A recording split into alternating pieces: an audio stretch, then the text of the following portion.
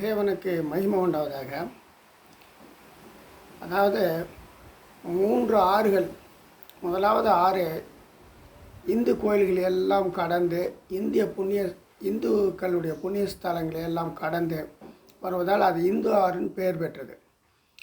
அடுத்தது ஒரு கிறிஸ்துவ ஆறு. அது கிறிஸ்துவர்களுடைய தேவாலயங்கள், மாதா கோயில்கள், புண்ணிய ஸ்தலங்களை எல்லாம் கடந்து வருவது கிறிஸ்துவ ஆறு என்று அது பெயர் பெற்றது. 3வது இஸ்லாமியர்கள் ஆறு. அது பள்ளிவாசல்கள் மற்றும் கலீபாக்கள் அவர்களுடைய பெரியோர்கள் எல்லாம் அடங்கிய இடத்தையெல்லாம் தாண்டி கடந்து வருவதனால் அது இஸ்லாமிய ஆறு என்று பெயர் பெற்றது. இப்படி 3 ஆறும் ஒரே இடத்துல சந்திக்கின்றன. சந்தித்து 3 நதிகளும் ஒரே இடத்தில் சந்தித்து அது ஒரு பெரிய ஆறாக சேரும் இடம் வந்தபோது அதை அப்படி 3ம் சேர்ந்து கொண்டது. அப்போ ஒன்றை நல்லா விசாரித்து கொண்டது. இப்போ இந்து ஆறு சொல்லிச்சு, நண்பா நீ சௌக்கியமா அப்படின்னு கேட்டோன்னா, அப்போ அந்த கிறிஸ்துவ ஆறு என்னன்னா சௌக்கியம், நீ எப்படி இருக்க அப்படின்னு கேட்டோன்னா, என்ன என்ற எல்லா பணத்தையெல்லாம் என் தலையில் தான் கட்டுறானுங்க. செத்துப்போன பணத்தை கட்டுறானுங்க, அப்படி செத்துப்போன அந்த சாம்பலை கொண்டு வந்து என்றது கரைக்கிறானுங்க.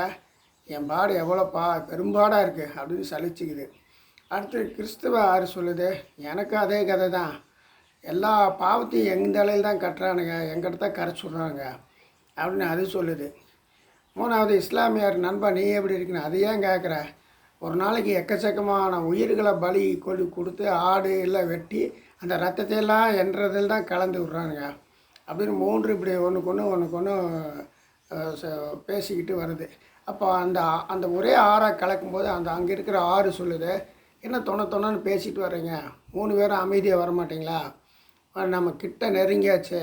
இப்போ நம்ம இவ்வளோ நாள் நம்ம வாழ்க்கையில் என்னென்ன நடந்திருந்தாலும், சோகமாக இருந்தாலும், நல்லதாக இருந்தாலும், கெட்டதாக இருந்தாலும் அதெல்லாம் இப்போ நம்ம மறந்துடணும். இப்போ நம்ம சமுத்திரம் என்ற மகா அன்னையின் இருதயத்தில் போய் சேர போகிறோம். அங்கே நிசப்தம் இருக்கும், அங்கே பேரமைதி இருக்கும், நம்ம எல்லாரும் அங்கே சமம் தான், நம்முடைய இன்ப துன்பங்கள் எல்லாத்துக்கும் அங்கே தான் முடிவு, அதனால் பேசாமல் மௌனமாக வாங்க என்று சொன்னோன்னா 3 அப்படியே கடந்து போய் அந்த சமுத்திரத்தில் கலந்து விடுகிறது. இது ஒரு வேடிக்கையான கதை தான். ஆனால் இதில் இருக்கிற உண்மைகள் என்னவென்றால், ஒவ்வொரு மதத்துக்கும் இன்னொரு மதத்துக்கும் இருக்கிறது முரண்பாடு, நம்மால் உருவாக்கப்பட்ட செயற்கையானது. ஆனால் உண்மை என்னவென்றால், நாம் அன்பிலே ஒருவர் பாரத்தை ஒருவர் சுமந்து, ஒருவர் மீது ஒருவர் அன்பு செலுத்தி, அதில் நாம் மகிழ்ந்து நம்முடைய ஒற்றுமை, அதில் நம்முடைய தர்மம், நீதியை நிலைநாட்ட வேண்டும் என்பதுதான் இதன் கருத்து. நன்றி.